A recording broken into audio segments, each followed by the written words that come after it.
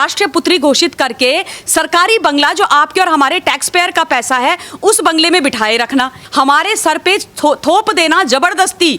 राहुल गांधी नाम का एक मंदबुद्धि चंदे के नाम पर चीन से, दुश्मन देश से घूस लेना राजीव गांधी फाउंडेशन में बहुत बड़ी उपलब्धि है इनकी, ताली बजानी चाहिए हमको इनके लिए। यूएनएससी में सीट दे देना चीन को, भगवान जाने क्यों। सोनिया गांधी जी रामलीला मैदान में जाकर के कहती है ये गलत है, आर पार की लड़ाई होगी। राहुल गांधी अपने बाल बढ़ा करके, बीच की मांग निकाल करके, चुपड़ी सी शक्ल लेकर के आज प्रधानमंत्री जी से पूछ रहा है कि तुमने क्या किया, तुम्हारी क्या उपलब्धि है। जब इंदिरा जी यूएस गई थी वहां के प्रेसिडेंट को मिलने के लिए और 45 मिनट उनको व्हाइट हाउस में बाहर वेट करना पड़ा था कि तुम्हारे जो प्राइम मिनिस्टर हैं वो टफ निगोशिएटर हैं, जब देश की बात आती है तो वो किसी को नहीं बख्शते हैं। जिनको सब कुछ सोने की थाली में मिला है तो जलेंगे ही ना। जो हथियार होता है वो हमारी सेनाओं का गहना है, उसको छीनने वाले इनकी बिसात क्या, इनकी औकात क्या जो उन्होंने ऐसा किया। आर्मी के चीफ को सड़क का गुंडा बुला दिया। मंदबुद्धि लोग नहीं चाहिए लड़ाई लड़ने के लिए। मान जाऊंगी मैं राहुल गांधी के पैर चूलूंगी। तो ऐसा तो ये देशद्रोही आदमी है। ये वो आदमी है जिसने 2005 में अपने आप को बेच दिया चाइना के हाथों में। अब मदारी जो है पकड़ के रखता है रस्सी बंदर की और डुगडुगी बजाता है। जब डुगडुगी जैसे बजाएगा बंदर वैसे नाचेगा। बहुत झेलिए, इनको झेलने की जरूरत नहीं है। हिंदुस्तान को एक केपेबल गवर्नमेंट मिली है। दोस्तों नमस्कार, आज हम बात करेंगे राहुल गांधी जी के उस ट्वीट के बारे में जो उस ट्वीट के बाद से जो पूरी राजनीति में एकदम हलचल पैदा कर दिया है। उन्होंने ट्वीट किया है कि फरवरी में नमस्ते ट्रंप किया गया, फिर उसके बाद मार्च में एमपी में सरकार गिराई, अप्रैल में मोमबत्तियां जलाई, फिर मई में सरकार की 6वीं सालगिरह और जून में बिहार में वर्चुअल रैली और जुलाई में राजस्थान सरकार गिराने की कोशिश।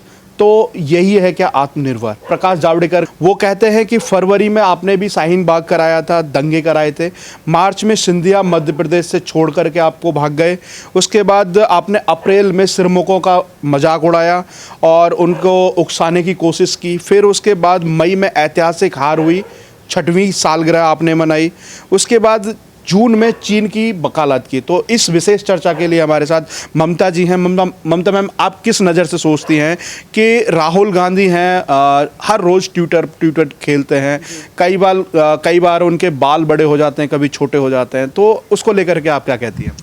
देखिए, ऐसा है कि ये जो परिवार है ना, इसका नाम एक्चुअली बदल देना चाहिए। ये है ड्रामेबाज परिवार। और अब क्या हो गया है कि कांग्रेस पार्टी सिमट के रह गई है दो परिवारों में, वाड्रा परिवार और गांधी परिवार। पहले तो इनको सिर्फ गांधी परिवार की जी हुजूरी करनी पड़ती थी, अब लंबी नाक वाली आ गई है मैडम वाड्रा। अब वो तो जनरल सेक्रेटरी बन गई हैं। खैर उन्हीं की पार्टी है, उनके घर की पार्टी है, उनकी माता पिताजी की पार्टी है, तो अब उनकी भी कॉर्निश बजानी पड़ती है। अब जहाँ तक इनकी उपलब्धियों का सवाल है, मैं इनकी उपलब्धियाँ आपको 3 स्तर पर गिराऊंगी। वाड्रा और गांधी परिवार की उपलब्धियां, फिर इनकी कांग्रेस पार्टी की उपलब्धियां जिन्होंने देश को दी हैं, और उसके बाद इन्होंने जब सरकार कांग्रेस पार्टी की चलाई है तो उसकी कुछ उपलब्धियां। कांग्रेस और वाड्रा परिवार की जो उपलब्धियां हैं उसमें सबसे पहले अपनी बेटी को बिना किसी पद के, ना वो एमएलए है, ना एमपी है, ना वो कुछ है, उसको इतने सालों से राष्ट्रीय पुत्री घोषित करके सरकारी बंगला जो आपके और हमारे टैक्स पेयर का पैसा है उस बंगले में बिठाए रखना, ये जो है इनकी सबसे बड़ी उपलब्धि है। उसके बाद राजनेता के नाम पर, देश में एक मेन स्ट्रीम पॉलिटिशियन देने के नाम पे हमारे सर पे थोप देना जबरदस्ती। राहुल गांधी नाम का एक मंदबुद्धि व्यक्ति जो 51 साल का है, लेकिन उसके जो दिमागी स्तर है वो 5 साल से ऊपर अभी हुआ नहीं है, तो ऐसी मुसीबत हमारे ऊपर दे देना। दूसरी इनकी ये उपलब्धि है। तीसरी जो इनके परिवार की जो उपलब्धि है, इन्होंने इतने सालों से क्या किया है, ऐसा लगा कि इस देश में केवल जो नेता आए हैं आज़ादी के बाद से लेकर के, और जब तक इन्होंने शासन किया 2014 तक, ये लगा कि केवल गांधी परिवार से ही नेता आए हैं। तो जितनी भी सरकारी नीतियां रही हैं उनका नामकरण करना, नेहरू जी के नाम पर, चाहे नेहरू जी के नाम पे कोई इंस्टीट्यूट आप खोल दीजिए, कोई आवास योजना चला दीजिए, इंदिरा गांधी आवास योजना चला दीजिए, राजीव गांधी एयरपोर्ट के नाम रख दीजिए, तो तमाम सारी योजनाएं दे देना। तो ये इनकी बहुत बड़ी उपलब्धि है। देखिए ना आप, कितनी बड़ी बड़ी उपलब्धियां इन्होंने इस देश को दी है। अब अगर हम पार्टी की बात करते हैं कि कांग्रेस पार्टी ने क्या दिया, कांग्रेस पार्टी ने सबसे पहले दिया देश को, 2005 में इन्होंने घूस ली है एक्चुअली उनसे, चंदे के नाम पर चीन से, दुश्मन देश से घूस लेना राजीव गांधी फाउंडेशन में बहुत बड़ी उपलब्धि है इनकी, ताली बजानी चाहिए हमको इनके लिए। उसके बाद 2008 में मंदबुद्धि गांधी जो हैं कांग्रेस पार्टी के वाइस प्रेसिडेंट एमओयू कर देते हैं वहां पर चीन की कम्युनिस्ट पार्टी के साथ, और देश का भविष्य हमको जो है उनके हाथों में गिरवी दे देते हैं। बहुत बड़ी उपलब्धि है इनकी। इसके अलावा नेशनल हेराल्ड वाली, एक्चुअली ये परिवार और पार्टी दोनों की उपलब्धि है कि नेशनल हेराल्ड के नाम पे धोखाधड़ी करना, घूसखोरी करना, चोरी चकारी करना, जिस पर ये बेटा और माँ दोनों आजकल जमानत में बाहर है, वो इतनी बड़ी उपलब्धि इनकी है कि वो पैसा सारा खा जाना। ये सारी कांग्रेस पार्टी की इनकी उपलब्धियां हैं। इसके अलावा अगर आप पार्टी की उपलब्धियां गिने तो पार्टी की तो बहुत, नेहरू जी बने स्वतंत्र भारत के पहले प्रधानमंत्री, सबसे पहली उनकी और सबसे बड़ी उपलब्धि 51 से लेके 57 तक चीन को इनवाइट करके अक्सई चीन के अंदर 179 किलोमीटर की सड़क बनाने का पूरा मतलब आंखें बंद करके बैठे रहे और वो बनाते रहे, वो बहुत बड़ी इनकी उपलब्धि है। उसके बाद 62 की लड़ाई हम सब ने देखी, उन्होंने क्या किया, वो बहुत बड़ी उपलब्धि है। यूएनएससी में सीट दे देना चीन को, भगवान जाने क्यों नेहरू जी ने इतनी बड़ा काम किया, बड़े दाता थे, क्योंकि उनको इंटरनेशनल लीडर बनना था, वो उनकी बहुत बड़ी उपलब्धि शायद उनको लगती होगी। ये इनकी एक और उपलब्धि है। इसके अलावा उसके बाद इन्होंने जो है, जब आगे की कहानी हम गिने, आगे की कहानी इनकी देखें तो नेहरू जी ने हम लोग पूरा कश्मीर जीत रहे थे, पूरा जेएनके जीत रहे थे पाकिस्तान से, एक तरफा वन साइडेड डिसीजन ले लिया। आदरणीय पटेल जी ने, बिल्कुल सरदार वल्लभ भाई पटेल जी ने मना किया था कि इनको लड़ने दो। हमारी फौज कैपेबिलिटी के साथ पीओके जीत रही थी, एक तरफा लड़ाई रोक करके पीओके उनको गिफ्ट कर दिया, पीओके बना दिया। उसके बाद प्रॉब्लम थी, इंटरनल प्रॉब्लम थी हमारी जेएनके की, उसको लेकर के नेहरू जी चले गए यूएन में, बहुत बड़ी उपलब्धि है। उसके बाद सबसे जरूरी तथ्य, ऐतिहासिक तथ्य जो मैं आपको बताती हूं, चीन तो कभी हमारा पड़ोसी था ही नहीं। किसने बनाया हमारा पड़ोसी चीन? चाचा नेहरू ने तिब्बत को गिफ्ट कर दिया चीन को, और बना दिया चीन को हमारा पड़ोसी। बहुत बड़ी उपलब्धि है इनकी। तो इनकी तो इतनी तमाम इस तरीके की उपलब्धियां और भी हैं। पार्टी की कुछ और उपलब्धियां मैं और गिना देती हूं। देखिए, जब एंटी सीएए हुआ, उस सीएए का जो दिल्ली जिस कारण से जला, दिल्ली में इतने दंगे हुए, हिंदू मुस्लिम के नाम पर दंगे कराए गए, एंटी सीएए को फेस बना करके जिस बिल को लाने की कांग्रेस कब से जो है कवायद कर रही थी, उसके नाम पर झूठ बोल के दिल्ली में दंगे किसने सबसे पहले फैलाए? सोनिया गांधी जी रामलीला मैदान में जाकर के कहती है ये गलत है, आर पार की लड़ाई होगी। वो दंगे इन्होंने सारे करवाए हैं, ये उनकी बहुत बड़ी एक उपलब्धि है। उसके बाद मेरे को अभी तक याद पड़ता है कि राहुल गांधी पहुंच गए थे जेएनयू में पिछली बार जब पंगे हुए थे, उस वक्त उन लोगों के साथ खड़े हो गए, कन्हैया कुमार एंड गैंग के साथ, जिन्होंने बोला भारत तेरे टुकड़े होंगे, इंशाअल्लाह इंशाअल्लाह, जंग जारी रहेगी भारत की बर्बादी तक। तो ये इनकी बहुत बड़ी उपलब्धि है कि ये उनके साथ जाकर के खड़े हो जाते हैं जो देश विरोधी और देश तोड़ने की बात करते हैं। तो इनकी तो सारी जो उपलब्धियां अगर आप गिनाएंगे ना, परिवार, पार्टी और इनकी सरकार जब चली है, एक भी उपलब्धि आप देख लीजिए जो देश के हित में या देश के पक्ष में या आपके और मेरे जैसे जो सामान्य नागरिक हैं हमारे पक्ष में रही हूं, कभी रही ही नहीं है। और ये बात करते हैं आज कि जो आदरणीय मोदी जी की सरकार है, जो आज हर फ्रंट पर अव्वल है, डिस्टिंक्शन में पास हो रही है, राहुल गांधी अपने बाल बढ़ा करके, बीच की मांग निकाल करके, चुपड़ी सी शक्ल ले करके आज प्रधानमंत्री जी से पूछ रहा है कि तुमने क्या किया, तुम्हारी क्या उपलब्धि है। अरे भैया, ये बात तो वो हो गई है, सूरज को ना दीपक दिखाने वाली बात है, और ये काम राहुल गांधी कर रहे हैं। तो उनको जितनी चीजें मैंने गिनाई अगर उनके कानों में पड़ जाए तो आत्ममंथन कर ले ये तीनों घर के अंदर बैठ करके, तब दूध का दूध और पानी का पानी हो जाएगा। अच्छा मैम, सबसे बड़ा सवाल है कि आत्ममंथन वो करें तो हो सकता है कि आत्मनिर्भर का जो मोदी जी ने एक सपना देखा है वो भी शायद कामयाब हो जाए। दूसरी बात अगर हम यहाँ पर करें कि जो नरेंद्र मोदी जी का जो एक प्रोग्राम था नमस्ते ट्रंप, जब एक बड़े देश का अगर राष्ट्रपति हमारे देश में आता है, उसके लिए पूरा देश पलकें बिछा देता है, और एक परिवार है उसको वो सबसे ज़्यादा आंखों में खटकता है वो चीज़, वो आज तक उनके अंदर से नहीं निकल के गई। दूसरी बात हम करें तो राफेल जैसा एक बहुत बड़ा हमारा योद्धा होगा जो देश के अंदर आएगा, तो 29 जुलाई को वो आ रहा है, उसको लेकर के बड़ा देश में भ्रामक प्रचार किया था इन्होंने, तो उसको लेकर के आप क्या कहती हैं? देखिए, जहाँ तक नमस्ते ट्रंप कार्यक्रम हुआ, ये एक ऐतिहासिक कार्यक्रम कार्यक्रम था, और ऐतिहासिक कार्यक्रम ये इसलिए था, जो यूएस के जो प्रेसिडेंट रहे हैं वो बहुत समय से यहाँ आते रहे हैं। नेहरू जी के समय पे आए, इंदिरा जी के समय पे आए, लेकिन इंदिरा जी के समय पे वो जमाना था जब इंदिरा जी यूएस गई थी वहां के प्रेसिडेंट को मिलने के लिए, और 45 मिनट उनको व्हाइट हाउस में बाहर वेट करना पड़ा था।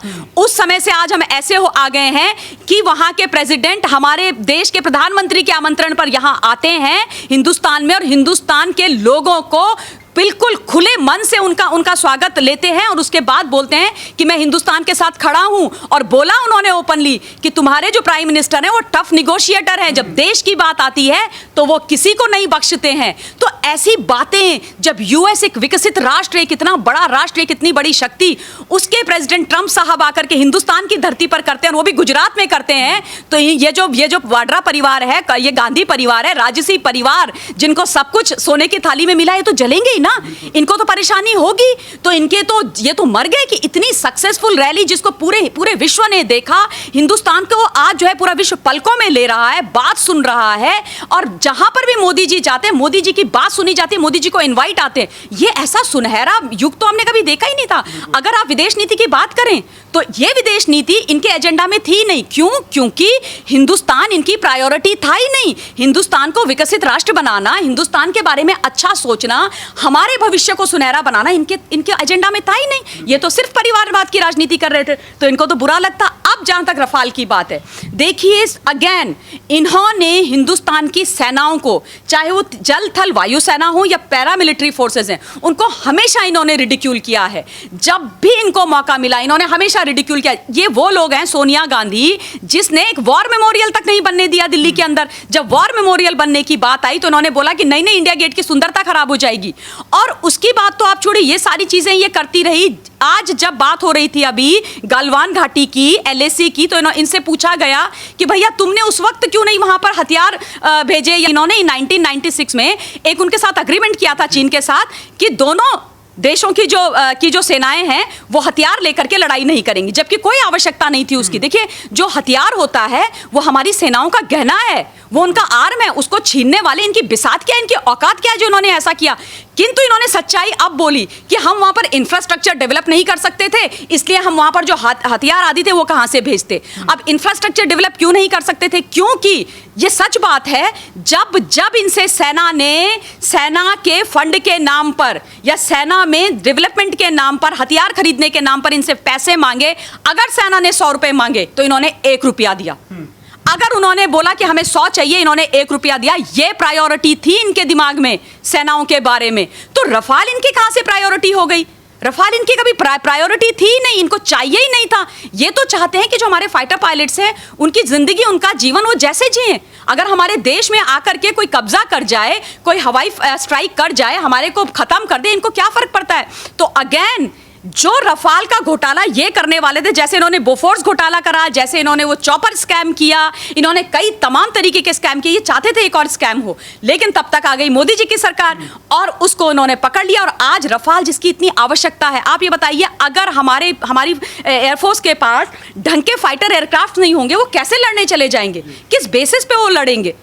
क्या सोच करके वो लड़ेंगे? तो हमें अभी सारी चीजें छोड़कर उनको प्रायोरिटी पे रखना है, उनको जो चाहिए वो देना है, और वही मोदी जी कर रहे हैं। तो इनको अगेन बहुत तकलीफ हो रही है। और अब तो वो सुनहरा समय आ गया, 29 तारीख को रफाल हिंदुस्तान की धरती में आने वाले हैं। तो मैं तो बधाई देती हूँ मोदी जी को, मैं बधाई देती हूँ भारतीय वायुसेना को, उनके चीफ को और सब लोगों को।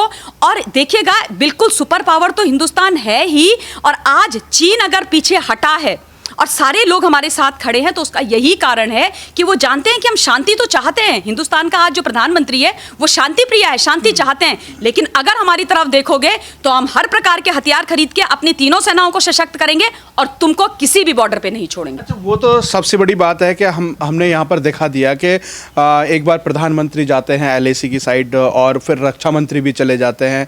अगर राहुल गांधी राफेल की बात करते हैं तो कई बार वो सबूत भी मांगते हुए दिखाई दिए, तो यहाँ से उनका मानसिकता है वो साफ दर्शा जाती है कि आर्मी के प्रति इनकी भावना कैसी रही है। सोचिए, ये वो व्यक्ति है जिन्होंने आर्मी के चीफ को सड़क का गुंडा बुला दिया। ये बोलते हैं कि आर्मी की बिसात क्या है, तो बिसात इनकी है। इनकी है।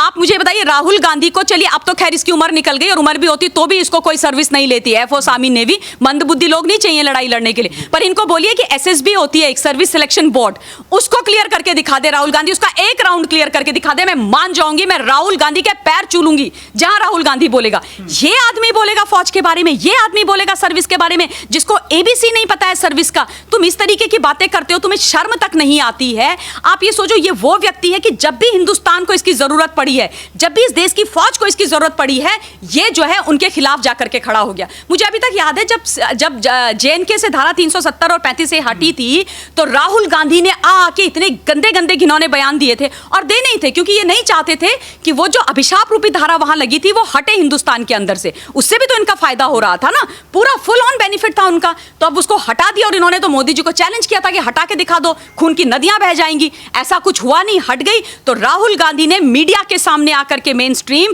बोला कि वहां पर जो है लोग मारे जा रहे हैं, लोगों की हत्याएं हो रही हैं। ये उस वक्त की बात है जब वहां पर एक व्यक्ति पर एक खरोच तक नहीं आई थी। और उसके बाद पाकिस्तान की एक ह्यूमन रिसोर्स की जो मंत्री है, शिरीन मजारी उसका नाम है, मुझे अभी तक याद है, उसने इनको कोट किया। उसने अपनी चिट्ठी में लिखा कि हिंदुस्तान का एक मेन स्ट्रीम पॉलिटिशियन ये कह रहा है कि जेएनके में लोगों को मारा जा रहा है, उनकी प्रताड़ना की जा रही है, उनकी हत्या की जा रही है, और आज की जो वर्तमान वहां की केंद्रीय सरकार है वो ऐसा कर रही है। उसने वो चिट्ठी लिख के राहुल गांधी को कोट करके यूएन में वो चिट्ठी भेजी। तो ऐसा तो ये देशद्रोही आदमी है कि देश के साथ खड़े होने के लिए नहीं होता है, बयान देता है देश विरोधी, और पाकिस्तान जो है इसका इस्तेमाल करती है। तो इसको आत्ममंथन करने की जरूरत है। इसको क्या जरूरत थी जब डोकलाम हो रहा था, ये जाकर के चाइना के डिप्लोमेट से मिला? क्यों मिला ये चाइना के डिप्लोमेट से? लेकिन ये वो आदमी है जिसने 2005 में अपने आप को बेच दिया चाइना के हाथों में। अब जब तुमने उनसे पैसे ले लिए तो तुम तो जो वो बोलोगे वो तुम करोगे, क्योंकि वो वाली बात हो गई ना, वो जो एक होता है कि जो एक होता है मदारी और उसके होते हैं बंदर। अब मदारी जो है पकड़ के रखता है रस्सी बंदर की और डुगडुगी बजाता है। जब डुगडुगी जैसे बजाएगा बंदर वैसे नाचेगा। तो चीन में बैठे हुए इनके आका वो मदारी, जिनके हाथ में इनकी रस्सी है गांधी वाड्रा परिवार की, डुगडुगी भी यहाँ बजाते हैं और ये यहाँ नाचते हैं, छटपटाते हैं। यही तो कारण है कि इनको हिंदुस्तान से कोई प्रेम नहीं है। जब हिंदुस्तान का भला होता है, जब हिंदुस्तान की फौज सरहदों में जा करके ईंट का जवाब पत्थर से देती है, अपना लहू बहाती है, अपनी शहादत देती है, वीर गति को प्राप्त होती है, तो इनके दिल में दर्द नहीं होता है। इनको यह दर्द होता है, ये कहते हैं कि हमारे 20 वीर गति को प्राप्त हुए लेकिन उनका एक नहीं मरा। लेकिन हमारे जब बड़े बड़े फील्ड लेवल के कमांडर्स, हमारे आर्मी चीफ आकर के ये बोलते हैं कि नहीं हमने उनके 100 मारे, कहते तुम झूठ बोल रहे। क्योंकि इनको दर्द ये होता है कि हमारे जो आका हैं चीन के, उनके लोगों को कैसे मार दिया। वो तो इनकी फंडिंग बंद कर देंगे ना, क्या भरोसा, यही उनको क्या इंटेल देते हैं अंदर की क्या चीजें कहानी करते हैं। मुझे तो इन पर कोई भरोसा नहीं है। और मैं आपके माध्यम से ये बात बता देना चाहती हूं हिंदुस्तान को, और हाथ जोड़ के निवेदन करती हूं, बहुत झेल लिया इनको, बहुत झेलिया, इनको झेलने की जरूरत नहीं है। हिंदुस्तान को एक केपेबल गवर्नमेंट मिली है, एक ऐसे प्रधानमंत्री मिले हैं जो हमको विकास से विकसित राष्ट्र की ओर लेकर के जा रहे हैं। इसलिए इनको खत्म करने का अब समय आ गया है। इन्होंने हमारे ये जो है ना दीमक है, ये अंदर ही अंदर लग करके हमें इतनी बुरी तरह से खा गए कि जब ये बाहर निकले हैं और जब अब हम खोल के पर्दे निकाल के देख रहे हैं तो देख रहे हैं अंदर सब खोखला है।